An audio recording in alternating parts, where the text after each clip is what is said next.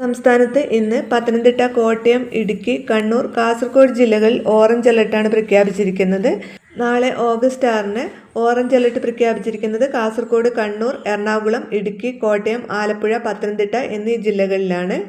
നാളെ പത്തനംതിട്ട ജില്ലയിൽ മഴയെ തുടർന്ന് ദുരിതാശ്വാസ ക്യാമ്പുകൾ സ്കൂളുകളിൽ പ്രവർത്തിക്കുന്നതിനാൽ തിരുവല്ല താലൂക്കിലെ അംഗൻവാടി മുതൽ പ്രൊഫഷണൽ കോളേജുകൾ ഉൾപ്പെടെയുള്ള എല്ലാ വിദ്യാഭ്യാസ സ്ഥാപനങ്ങൾക്കും മറ്റു താലൂക്കുകളിലെ ദുരിതാശ്വാസ ക്യാമ്പുകൾ പ്രവർത്തിക്കുന്ന സ്കൂളുകൾക്കും ജില്ലാ കളക്ടർ അവധി പ്രഖ്യാപിച്ചു.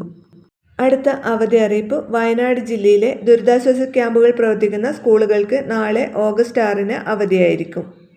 അതുപോലെ കാസർഗോഡ് ജില്ലാ കളക്ടറുടെ ഒരു അറിയിപ്പ് വന്നിട്ടുണ്ട്.